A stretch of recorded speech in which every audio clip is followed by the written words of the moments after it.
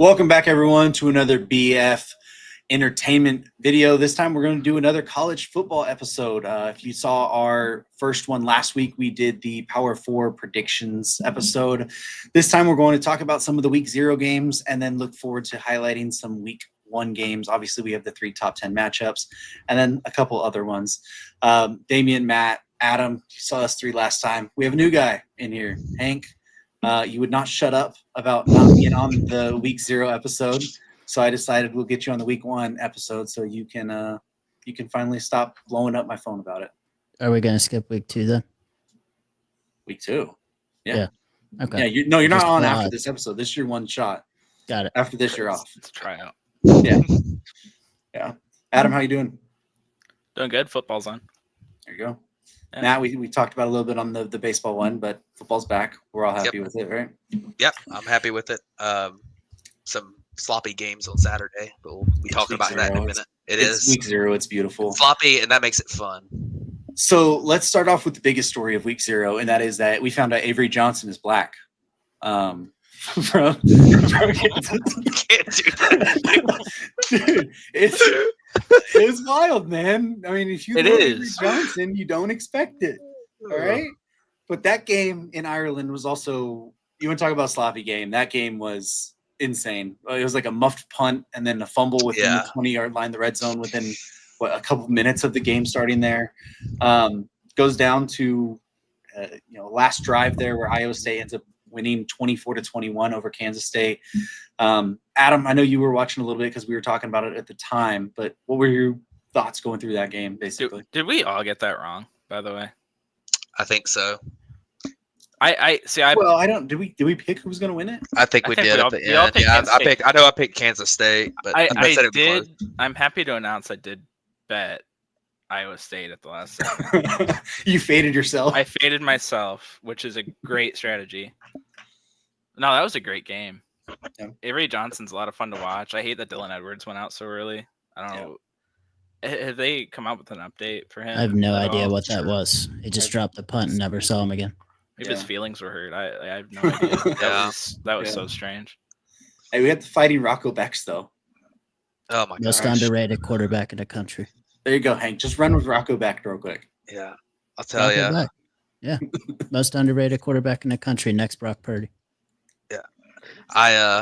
Granted, I didn't see every second of this game, but every time I looked up, there was a fumble happening in the first half. So It was downpouring rain, too. It was Can't see the pouring lines either. rain. It was in Ireland.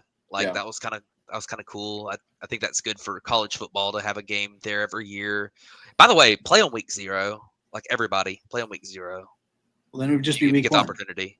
Well, like I'm talking about programs that are like Iowa State, Kansas. You don't want to put Iowa State, Kansas State up against the Ohio State, Texas, Alabama, Florida State, LSU, Clemson games. Having a standalone week is cool.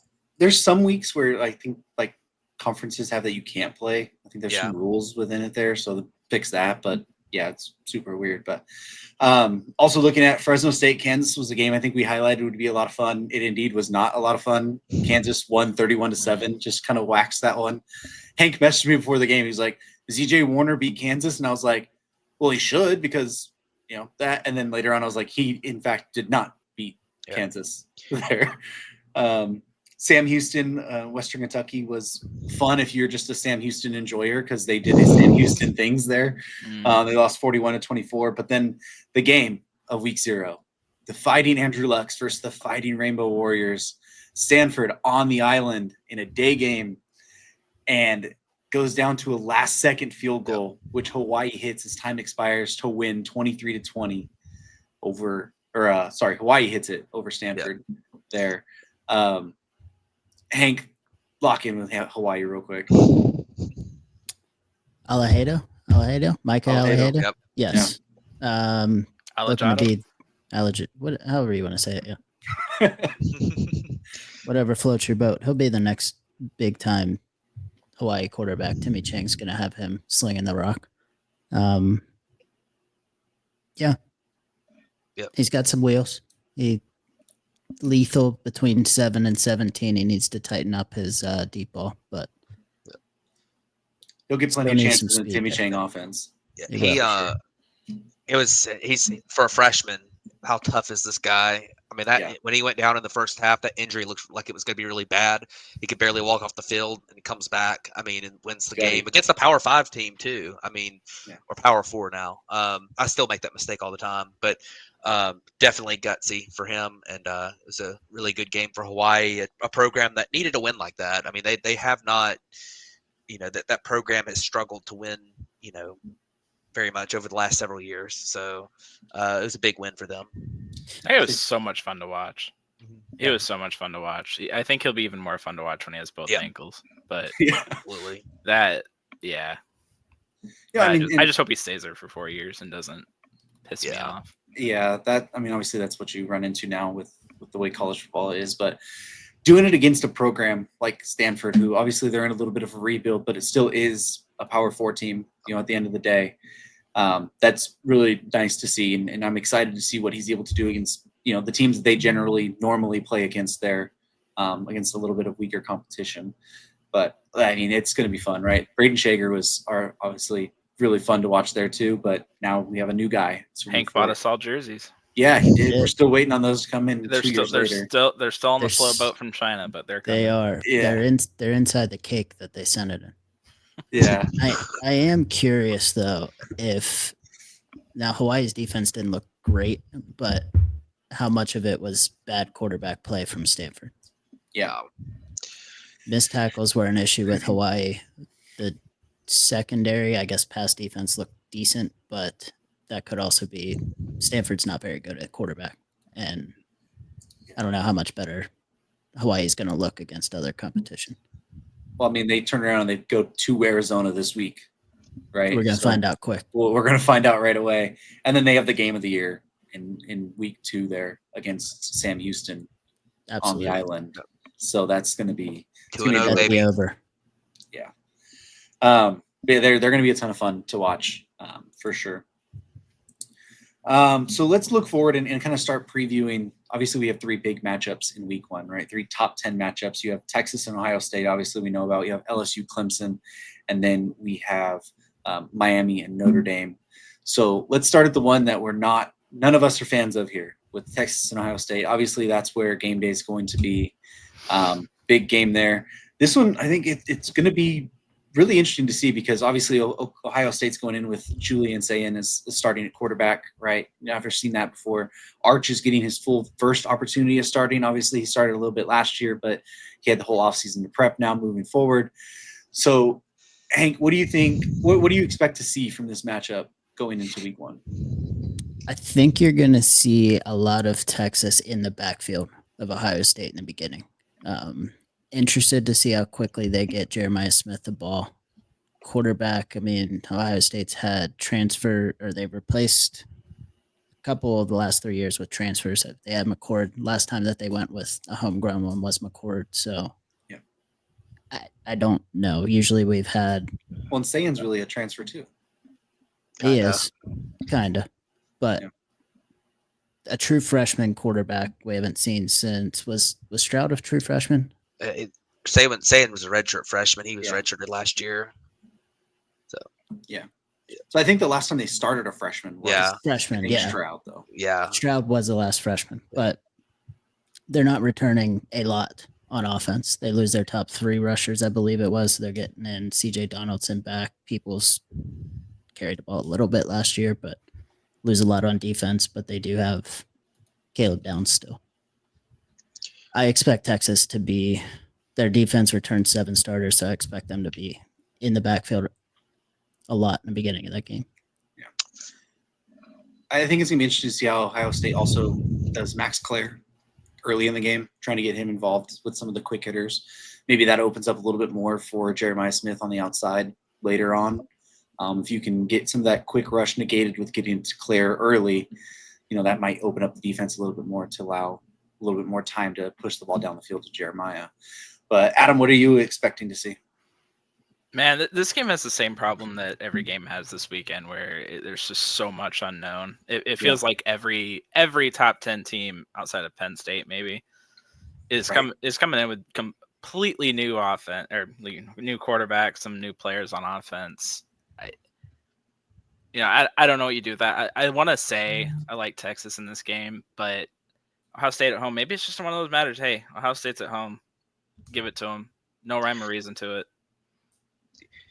Yeah, that's where I'm at too, Adam. I think these teams are very similar. They're pretty evenly matched. Obviously, I think Ohio State's defense was better than Texas' defense last year, but they lost a few more pieces off that team. I think it comes down to the freshman quarterbacks, and whichever one is able to. Well, Manning's not a freshman, first-time starting quarterbacks. Yeah. And whichever one's able to handle this game, the big atmosphere here better. And I would probably bet on the quarterback that's at home being able to do that better. But I mean, I think this is going to be a really good game. I think it's going to be fairly high scoring. And I expect that I think that Ohio State finds a way to pull this one out, even though I think Texas is a better football team than Ohio State this year. It's in Columbus. That's a tough place to play. It's going to be a crazy atmosphere. I'm going to go with Ohio State, I think. But yeah, it's going to be tough. It feels like Ohio State's a completely new team this year, too. Yeah. Completely new team this year. I think I'm leaning Texas just because I feel like this is going to be the letdown year. I think Ryan Day, he got himself saved from his job last year. They lost a lot there. I think they come in with this whole high expectations and stuff, and then I think they lose right off the bat. Like, they might run the table after this, but I think they're going to be on the high of winning the national championship last year. I think he's going to feel safe. And this is kind of a prototypical. I know it's funny to say against the number one team in the nation, but like it feels like a trap game almost. Do they do the reverse and go like 9-3, but finally beat Michigan? Right. Right. Yeah. I don't think this is much of a trap. I mean, Ohio State's favored by 1.5. So if you look at that from the home, what do they give? 3 points. So technically, Texas might be favored a little bit in that if they were neutral. Texas, I mean, they lost the playoff game last year, but that was a 1-score game going in with Jack Sawyer making that play to make it a 2-score. It was 28-14 at the end. Texas was in the red zone getting ready to score there or potentially score. Now you return more on defense from Texas, less on defense from Ohio State. You got your top rusher back if you're Texas and a Heisman contender for quarterback. Yeah. I think this might be, I wouldn't want to say ugly, but it might be handily Texas by 7 or 10. One of those in control games. You betting it? Yeah, I'll put Texas. I'm going to Benedict this thing at least 3 times before I finally pick a team. But take the alternate line, Texas minus 3.5. Okay. Wow. Right. Okay. Write it down. You want to follow a guy who's in the red a lot? Follow Hank. Let's talk about LSU at Clemson, the battle of who the real Death Valley is, even though we all know it's LSU. This game, obviously you have your 2 star quarterbacks in Cade Klubnik and Garrett Nussmeier going into it. You have a head coach in Brian Kelly who notoriously finds a way to lose every week 1 big game that he's in. This is a big year for Dabo as well coming in. So, I mean, obviously I'm a little bit of a homer. I'm a partial LSU fan here. So I'm going to try and lay most of the analysis to you guys on this one because I don't want to sound too homerish. But, I mean, I'm excited for it. I think both teams have a lot to prove going into this year. And this is going to be – I think Clemson's going to win in the end, being at home and the notorious way Brian Kelly decides to lose these games. But, Adam, you have dealt with the Kelly experience, so I think you're probably the best to go ahead and talk a little bit about it. For all the reasons you just said, there's no way in hell you can pick LSU in this game. Right. Absolutely no reason. I don't care what analysis you can come up with of why you think LSU is going to win. Brian Kelly finds a way to lose these games. So, but I mean, honestly though, Clemson, just looking at it subjectively, Clemson on paper, I think they're just the better team. Cade Klubnik is one of the few quarterbacks that has just taken a step every single year. Yeah. And I'm a notorious Cade Klubnik hater. I think, well, damn near 4 of us might be at some point. He's gotten better every year. They're at home. I don't see any reason they should lose this game. Yeah, I will say that the key here for me is that LSU lost Will Campbell, and Emory Jones, both of their starting tackles to the draft, and Will Campbell was like a top 5 pick, and they're about to face T.J. Parker or Peter Woods on the defensive line for Clemson. I think that's going to be a problem because Nussmeier's can be good when he's got time, but he's not necessarily a huge dual threat. He's going to have to be given some time to throw the football. And we've also seen last year Nussmeier come into making some mistakes when he's been pressured. So I think that could be a big factor. And as Adam mentioned, Klubnik has grown every year. He's got a lot of hype going into this year. And I'll say too that just to me, like LSU, for whatever reason, has not seemed to be able to figure it out on defense with Brian Kelly there. I'm not really sure why. They seem to have had the talent, but every year that he's been there, they've seemed to really struggle defensively. So we'll see if they figure it out this year, but that's definitely something to watch out for. I do think it's a little different this year. Harold Perkins was out most of the season with a torn ACL. Whit Weeks got hurt as well. They really went and attacked the DBs like Mansour Delane and that in the portal. Like I think they're going to have a much better linebacking core and DB room. They're moving forward this year at least. And we can't. I mean, Harold Perkins was talked about as a potential top 10 pick before he got injured. You know, heading into the NFL draft, and now he ended up coming back for a senior year. So I think they'll find a way to improve a little bit on defense that way. But I do think they still have a little bit of deficiencies up on the lines for sure. It's impressive that Emory Jones turned his career around from quarterback at Florida to draft pick at lineman. I have Clemson in that one. Yeah. Big, actually. How big? Yeah, I mean, they're at 4 right Give me now. 10. 10. 10. Wow. 10. Clemson returns pretty much everyone. What's the over-under on Brian Kelly turning purple? He's going to be wearing purple. Can there be an over-under? Yeah, I think the number would have to be so high. I don't know. I think that's just a yes or no. I don't even think it's yes or no. I think it's just yes. Always. So let's talk about the other third big game, and then we'll go to some other ones we want to highlight there, and that is Notre Dame at Miami, 6 versus 10 there. CJ Carr getting the start at quarterback, Adam, after we thought the whole Kenny Minchie experience was going to happen. That was surprising, yeah. Yeah. I mean, it seemed at least all the reports coming out of camp were that Minchie was looking better. CJ Carr seemed like he was struggling with some interceptions for sure. I know early on in camp when the media actually got to go out there, he did not look very good. So the whole dynamic's very interesting. It seems like it might have been more of a move to like, hey, this is the guy we want in the future. We like his upside better, and we're gonna roll with it. It'll be interesting to see how that goes. But if I just roll on into the Notre Dame talk here, I won't go too long, but I'll definitely pick Notre Dame in this game. I feel like it's all gonna come down to Notre Dame's quarterback play, how this game goes. If Notre Dame gets good quarterback play, I genuinely feel like they're a much better team than Miami on paper. They're bringing back damn near the entire roster from last season. I just don't believe in Miami. I mean, you can even go back to last year. I know they got a new DC. Things are looking up there, but even going back to last season, I mean, the ACC handed them at least 4 games, right? I just think I think you can easily wrap up this game by saying Carson Beck is starting at quarterback for Miami. I think that's all you kind of need to say, especially with Notre Dame returning a lot of their players. Yeah, what's wrong with Carson Beck?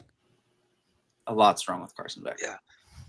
Let me say about Miami here. I don't trust Mario Cristobal.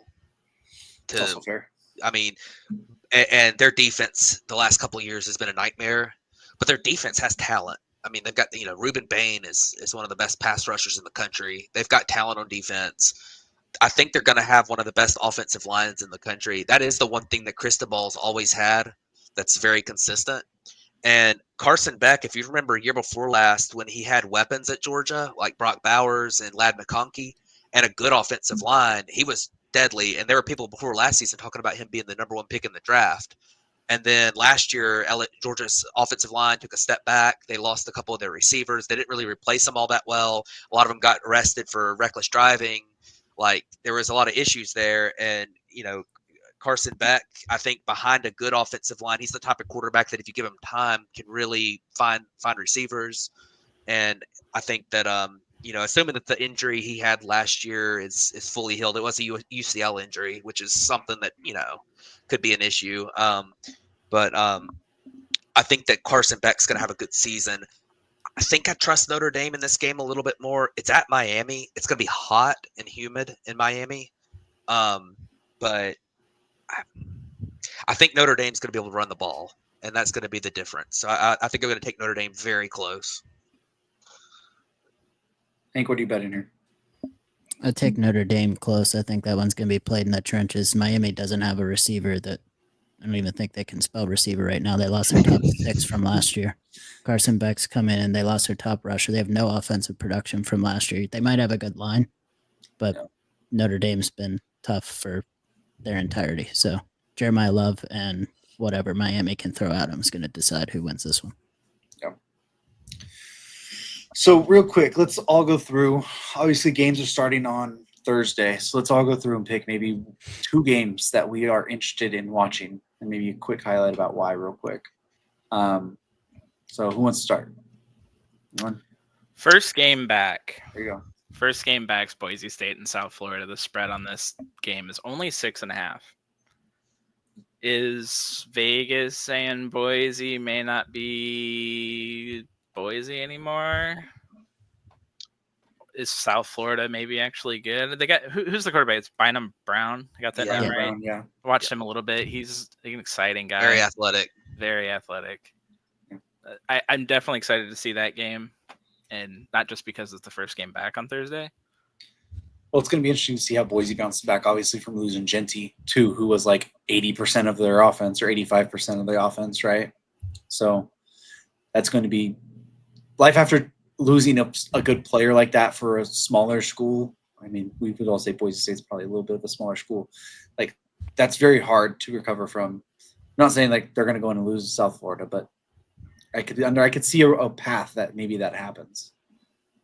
Over under 63.5 too. Yeah. Juicy. That might be a fun game. For sure. You got a second one? If we're taking that spread, who are we taking? I'm interested. Where's that? Like I don't want to touch it. It's in Florida. It's at Raymond James. Florida. I was gonna say in Tampa, hot and humid coming from Boise. That's gonna be a tough trip for Boise. I wouldn't be surprised if South Florida won. It's a day game too, right? I'll still take Boise. 4:30. 4:30. Yeah, 2:30. Yeah, 2:30 here. So 5:30 real time in Tampa. Yeah. Okay. Real time. Thank you. Hot and humid. Right. I think I'm taking South Florida on the spread. South Florida gonna win? I don't think they win. You know what? I'll take the spread, that money line? I don't want the money line, but I'll take the spread. South Florida money line. Oh. All right. Is someone keeping track of these? Give me Boise and the points. No one's keeping track of it. We're gonna look like degenerates next week trying to figure this out. Yep. You got a second I'll one? keep track of mine. Oh, you damn well better. I do. Right. If you're asking. Yeah. Baylor Auburn. Oh, there we go. Matt's eyes just lit up. Matt's eyes lit up. This game has a feeling of like something's gonna go horribly wrong for somebody. Like whoever loses this game, their season's gonna be horrible. I don't know why. It just kind of has that feeling like something's goofy is gonna happen. Auburn's favored by 2.5. Night game on Friday night in Baylor. Yeah. I'll throw my 2 cents in on it. Good. Auburn has to win this game. Auburn is the much more talented team than Baylor, just from a player-to-player standpoint. I mean, the question with Auburn is the coaching staff, and are they going to be able to put it together with Jackson Arnold? And if you can't go beat Baylor, how are you going to go beat Oklahoma, Texas A&M, Georgia, Alabama? I mean, Baylor's like probably out of the Power 4 teams Auburn plays, they're closer to Kentucky and Vanderbilt in talent than anybody else. And I definitely think Auburn's got to win this game. And for Baylor, if you lose a pretty close game here, I don't think your season's over. I mean, there's a chance that Auburn ends up being a pretty good team this year, but Baylor can't get run out of the building here at home. It's a big game for them. They're hosting an SEC team. It's a big deal. I'll also say that RG3 is on the call for this game, which is kind of wild. So, oh no, yeah, that should be illegal. Yeah, and not just him calling games. I'll say one that I'm interested in is Georgia Tech at Colorado. Yes, Damien. Is that one you were going to say? Yeah. Haynes King's in his 12th year of eligibility. I wanted to say Go ahead. Run with it. Go ahead. Yeah. Georgia Tech is the team that's going to break out for the last 4 years. They're going to win 9 games every year for the last 4 years. They might have got to 9 last year. I can't remember. But and then replacing Shador. Yeah. What's that look like with Slaughter? Yeah, I mean, I don't even think it's necessarily about just Slaughter. I think it's about the rest of the roster. Like, you lost Jimmy Horn and Travis Hunter as well. Yeah. I mean, Hunter obviously playing both sides of the ball for you. He was an impact player. As much as we want to say, like, Shiloh played a decent amount there too. You lost him. Like, I think they've lost a lot. Obviously, Deion's had his own health issues as well. So, like, how much is that bleeding into this? This game is played in Colorado. I think Georgia Tech is still a 5-point favorite, I think, looking at it.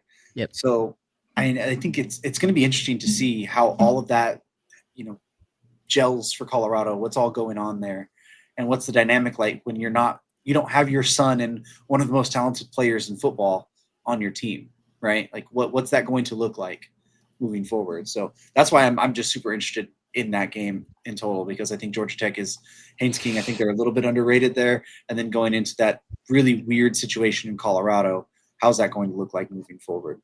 But do you have a different game that you're looking forward to either? I'm going to add Citadel and North Dakota State. Can the Citadel score? Let's go. That's simple. Can they score?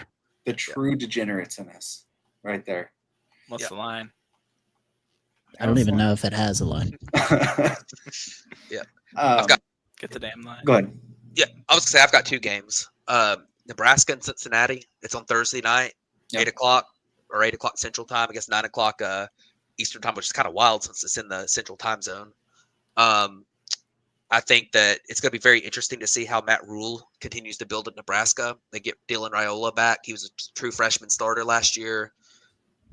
I thought Nebraska made some strides last year. We'll see if they can continue to do that, kind of get back to being a powerful program in college football. Cincinnati had a rough season last year, but they're usually pretty decent. So it'll be interesting to see what happens there. And the other game I'm surprised we haven't mentioned yet is on Monday night. Yeah. Fighting Bill Belichick's of North Carolina facing TCU. I'm just entirely intrigued by what Bill Belichick at North Carolina is going to look like. It's going to be crazy. Yeah. It's going to be interesting to watch. Is your girlfriend going to be there? She's probably going to be in the student section. For that. Probably going to be controlling the broadcast. Going to be in the student section. There it is. Real quick, I think the other game that I'm kind of interested in is Cal at Oregon State. Malik Murphy going to be the Oregon State quarterback, and then Jerron Kiwe-Sakapuatele, a true freshman, becoming the starter there at Cal. He was committed to Cal, flipped to Oregon, flipped back to Cal at the last second, and beat out Devin Brown. Transferred over there too after they lost Fernando Mendoza.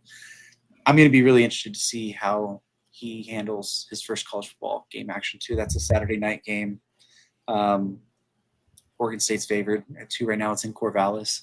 So that's a tough place to go play your first college football game as well. So add another one. Go ahead. BYU. I know they're playing Portland State. It's not big, but what's Bear Bachmeier look like after the whole quarterback debacle there? I mean, wearing 47 as a quarterback, I think is automatically elite. Yeah, he's gonna look good no matter what. Yeah, wearing number 47. Yeah, it's gonna be very interesting. It's Portland State, but we'll see what happens week 2, I suppose too. Yeah, but interesting to see how that comes out. They got Stanford after that. Oh yeah, that'll be pretty interesting. They both. Anyways. Well, I think that's going to wrap up for the week 1 preview episode for this. Let us know if there's any games you guys are looking forward to, and we will come back next week and recap some of the big games. Obviously, the big 3 there, and look forward to some ones for week 2. So thank you guys for tuning in to this episode, and we'll catch you guys back on the next one.